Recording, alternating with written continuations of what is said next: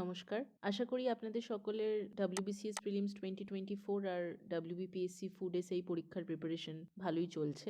আজকে আমরা করব টপ 30 MCQ ম্যারাথন সিরিজের সায়েন্স অ্যান্ড টেকনোলজি পোর্শনটা থেকে 30টি প্রশ্ন। সায়েন্স থেকে physics, chemistry, biology, basic class 9-10 লেভেলের যা প্রশ্ন আসে সেগুলো তো আসেই।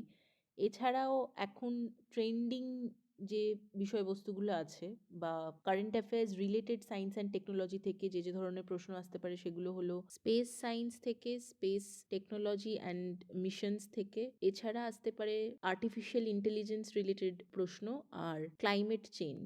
এগুলো এখন খুব গুরুত্বপূর্ণ কিছু বিষয় যেগুলো সম্পর্কে আমাদের যথেষ্ট পরিমাণে ওয়াকিবহাল থাকা উচিত। দেশে বা বিদেশে যে ধরনের প্রকল্পগুলো হচ্ছে বা স্পেস মিশনস হচ্ছে, আর্টিফিশিয়াল ইন্টেলিজেন্স নিয়ে কী ধরনের কাজকর্ম হচ্ছে ইত্যাদি, এগুলো বেশিরভাগটাই কারেন্ট অ্যাফেয়ার্স থেকে আর রোজ নিউজ পেপার বা বিভিন্ন ধরনের ম্যাগাজিন যেগুলো আমরা কারেন্ট অ্যাফেয়ার্সের জন্য পড়ে থাকি সেগুলোর সাথে একটু ইন টাচ থাকলেই উত্তর করা যাবে আশা করি। আর কথা না বাড়িয়ে দেখে নিই 30টা প্রশ্ন 15 থেকে 20 মিনিটের মধ্যে করার চেষ্টা করব। প্রথম প্রশ্ন, which company has launched Bharat GPT, the generative AI platform aimed at creating multilingual virtual assistants?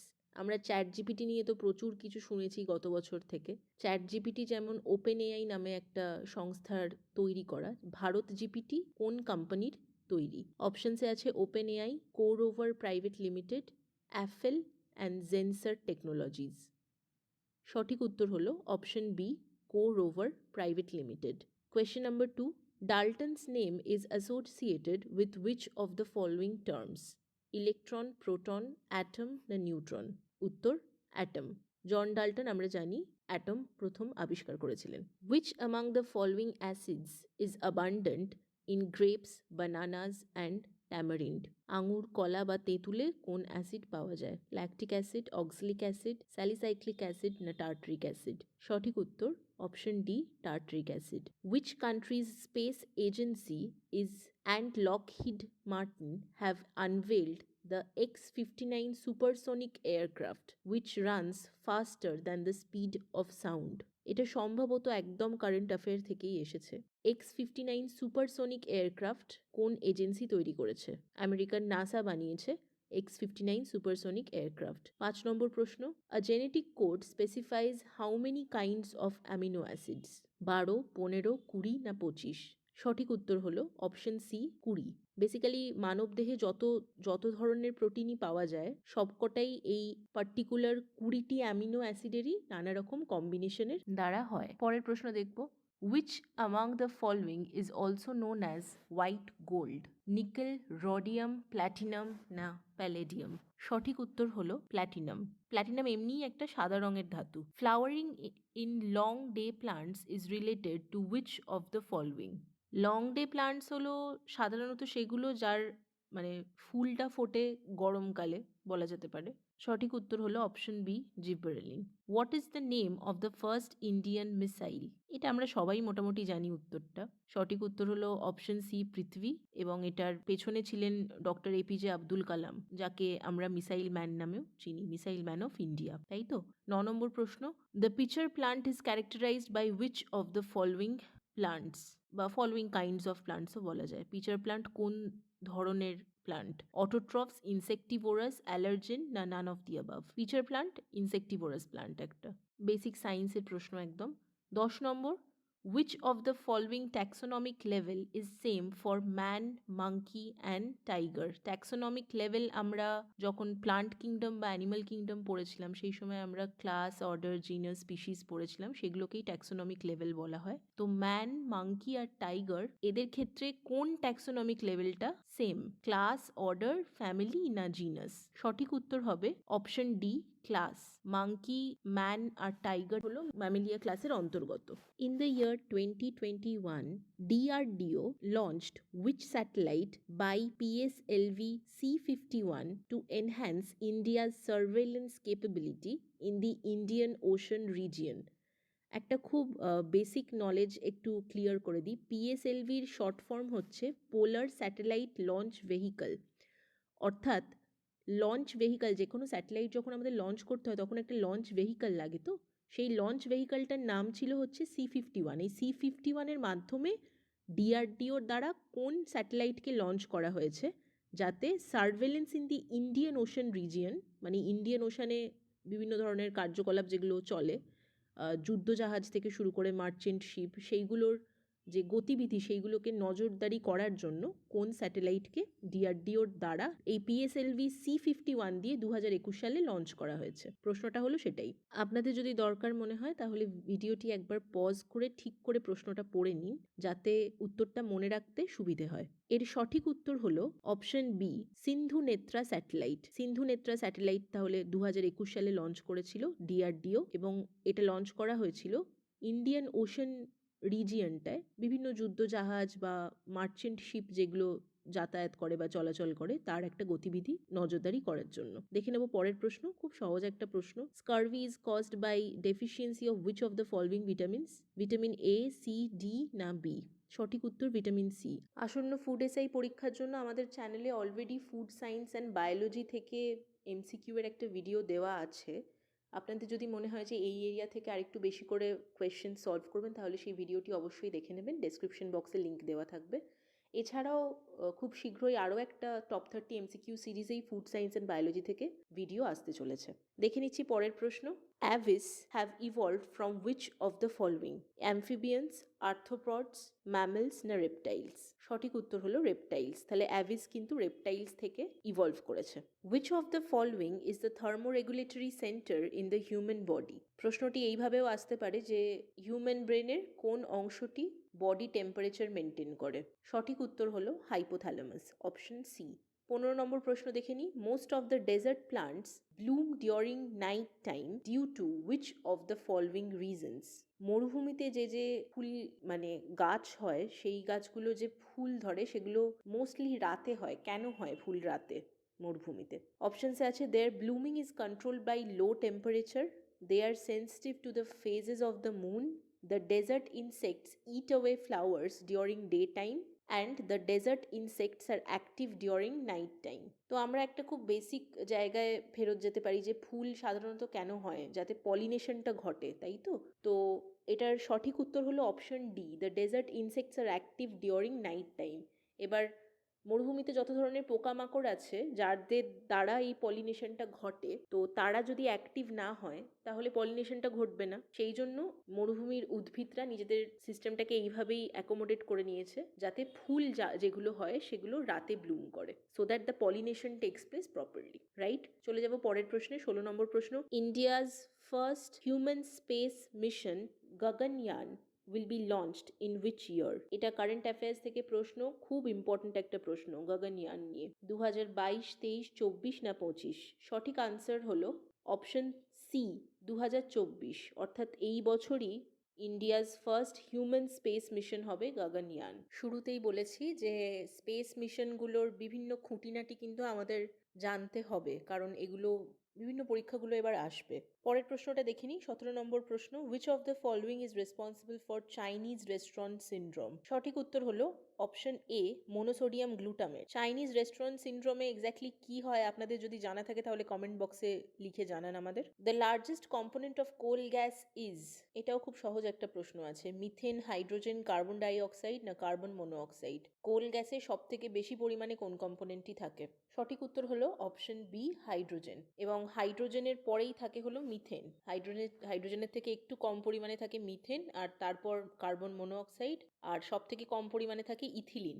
Which of the following is the softest metal? Basic সায়েন্সের কোয়েশ্চেন একদম। সিজিয়াম, লেড, গোল্ড না সিলভার? সঠিক উত্তর হলো caesium, option A. Caesium is the softest metal. Which country launched the second satellite Noor 2 into space in March 2022? মোটামুটি এটা ধরেই রাখতে পারেন যে বিভিন্ন দেশের space mission, most importantly India এবং আমেরিকার, এছাড়াও বিভিন্ন দেশের space mission, space science and টেকনোলজিতে নতুন যে উন্নতিগুলো হচ্ছে, আর্টিফিশিয়াল ইন্টেলিজেন্স বা ক্লাইমেট চেঞ্জ, এইগুলো থেকে, এই জায়গাগুলো থেকে কিন্তু প্রশ্ন একদম অনিবার্য, এটা ধরে রাখাই যায়। এই প্রশ্নটির সঠিক উত্তর হলো অপশন ডি, ইরান। 21 নম্বর প্রশ্ন। Electron microscope works on which of the following principles? Optical interference, wave nature of electrons, motion of charged particle in electromagnetic fields না Faraday's law of electromagnetic induction? সঠিক উত্তর হলো option B, wave nature of electrons. পরের প্রশ্ন, what is the main cause of capillarity? ক্যাপিলারিটির বাংলা সম্ভবত কৈশিকতা। Main cause of capillarity difference in weight of fluids, pressure difference, temperature difference, না velocity gradient? সঠিক উত্তর হলো অপশন বি, প্রেশার ডিফারেন্স। আপনাদের যদি মনে হয় যে বেসিক সায়েন্সের ক্লাস আপনাদের দরকার আছে, অর্থাৎ বেসিক্স ফিজিক্স কেমিস্ট্রি বায়োলজি থেকে রিভিশন করার জন্য ক্লাসেস দরকার আছে, তাহলে অবশ্যই আমাদের কমেন্ট সেকশনে সেটা জানান। অ্যাকর্ডিংলি আমরা কন্টেন্ট ডেভেলপ করার চেষ্টা করব এবং সেটা খুব শীঘ্রই। Who propose the model for protein synthesis? বিজ্ঞানীদের নাম দেওয়া আছে, এদের মধ্যে কারা প্রোটিন সিনথেসিসের মডেলটা প্রথম প্রপোজ করেন? সঠিক উত্তর হলো option D, all of these, অর্থাৎ অসওয়াল্ড অ্যাভেরি, ম্যাকলিন ম্যাকার্থি এবং কলিন ম্যাকলিয়ড এনারা সবাই মিলেই করেছিলেন model for protein synthesis. Question number 24, which of the following oncogenic virus was first detected? অঙ্কোজেনিক মানে হলো ক্যান্সার কজিং ভাইরাস। সঠিক উত্তর হলো অপশন এ, রোজ সার্কোমা ভাইরাস। এখান থেকে একটা রিলেটেড প্রশ্ন আপনাদের একটু নিজেদের মতন পড়ে নেওয়া উচিত, সেটা হলো যে বিভিন্ন ধরনের ক্যান্সার কি কি হয়, যেমন কার্সিনোমা, সার্কোনোমা, তাদের মধ্যে যে ডিফারেন্সগুলো হয়, লিউকেমিয়া, শরীরের কোন অংশের কোন ক্যান্সারকে কি নাম দেওয়া হয় বা কি ধরনের ক্যান্সার, সেটা সম্পর্কে যদি একদম বেসিক নলেজটা একটু রেখে দেন, ছোট একটা 1 নম্বরের সায়েন্সের পোর্শন থেকে কোয়েশ্চেন এসে যেতেই পারে। পরের প্রশ্নটা দেখে নেব, 25 নম্বর প্রশ্ন, which of the following minerals contain mercury? Cinnabar, corderoite, livingstonite? Select the correct option from the codes given below. তিনটে মিনারেলের নাম দেওয়া আছে, এর মধ্যে কোনটার মধ্যে আমরা মার্কারি দেখতে পাই? সঠিক উত্তর হলো অপশন ডি, 1, 2 and 3। এই তিনটে মিনারেলের মধ্যেই মার্কিউরি পাওয়া যায়। 26 নম্বর প্রশ্ন, which organization developed Indian robot named Vyom Mitra? সঠিক উত্তর হলো অপশন বি, ইসরো।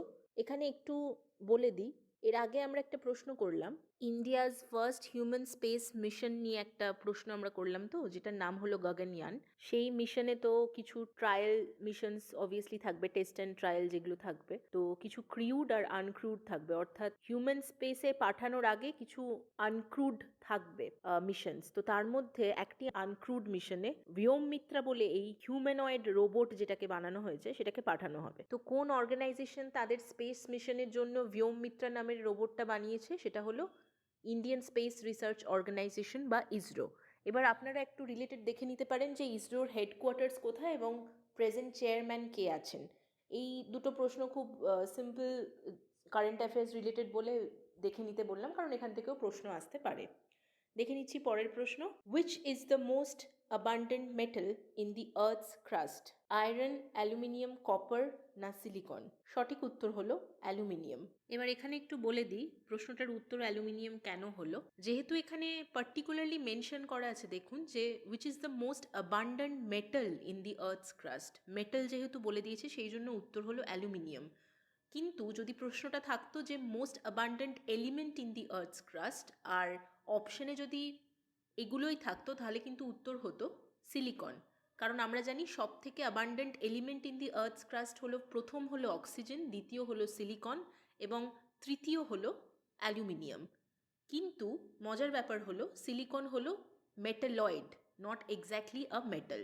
ঠিক আছে, দেখে নেব 28 নম্বর প্রশ্ন, which among the following is not an example of emulsion? Butter, chocolate milk, card, না হুইপড ক্রিম? ইমালশনের এক্সাম্পল কোনটা নয়? ইমালশন কি জিনিস? দুটো লিকুইডের মিক্সচারকে বলা হয় ইমালশন, দুটো বা তার অধিক লিকুইডের মিক্সচারকে বলা হয় ইমালশন। যেমন water in oil is definitely an emulsion. এটা সঠিক উত্তর হলো অপশন C, curd. Consumption of which of the following causes ergotism? Contaminated grains, rotting vegetables, contaminated water, না স্টেল কুকড ফুড? মোটামুটি আমরা এটুকু জানতে পারছি যে এরগোটিজম একটা রোগ যেটা কোনো খাবারের দ্বারা হয়, তাই তো? সঠিক উত্তর হলো কন্টামিনেটেড গ্রেনস, এটা সম্ভবত একটা ফাঙ্গাসবাহী রোগ। চলে যাচ্ছি আজকের শেষ প্রশ্নে, which country has decided to leave the International Space Station by 2024? যদি না জানা থাকে তাই বলে দিই যে ইন্টারন্যাশনাল স্পেস স্টেশন হলো একটি কৃত্রিম উপগ্রহ। সঠিক উত্তর হলো অপশন বি, রাশিয়া। অর্থাৎ রাশিয়া 2024-এর মধ্যে ইন্টারন্যাশনাল স্পেস স্টেশন ছেড়ে বেরিয়ে যাচ্ছে। আজকের ভিডিওটি এখানেই তাহলে শেষ হচ্ছে। আশা করি প্রশ্নগুলো আপনাদের ভালো লাগলো। যদি ভিডিওটা ভালো লেগে থাকে তাহলে একটা লাইক করে দেবেন, আর চ্যানেলটি অবশ্যই প্লিজ সাবস্ক্রাইব করুন, কারণ খুব তাড়াতাড়ি বেশ কিছু ভালো কন্টেন্ট আসতে চলেছে including classes and more practice sets as well as newsletters, যেগুলো আমরা কারেন্ট অ্যাফেয়ার্স এবং স্ট্যাটিক জিকে রিলেটেড কিছু জিনিসের ওপর করার চেষ্টা করছি। আরও কিছু ইনফরমেটিভ কন্টেন্ট যেগুলো আপনাদের খুবই সাহায্য হবে আশা করা যায়, সেরকমও বেশ কিছু জিনিস আসতে চলেছে। আর আপনাদের যদি পার্টিকুলারলি কোনো বিষয়ে বুঝতে সমস্যা হচ্ছে বা কোনো পার্টিকুলার পিডিএফ ম্যাটেরিয়াল লাগে, সেগুলো সমস্ত আমাদের জানান, টেলিগ্রামে হোক বা ইউটিউবের এই ভিডিওর তলায় কমেন্ট সেকশনে হোক। প্লিজ ইন্টারাকশনটা বজায় রাখুন যাতে আমরা আরও বেটার কন্টেন্ট আপনাদের জন্য রেগুলারলি আনতে পারি। আজকের ভিডিওটা এখানেই শেষ করছি। ভালো থাকবেন, পড়াশোনা চালিয়ে যান। সকলকে ধন্যবাদ জানিয়ে আজকের ভিডিওটি এখানেই শেষ করলাম।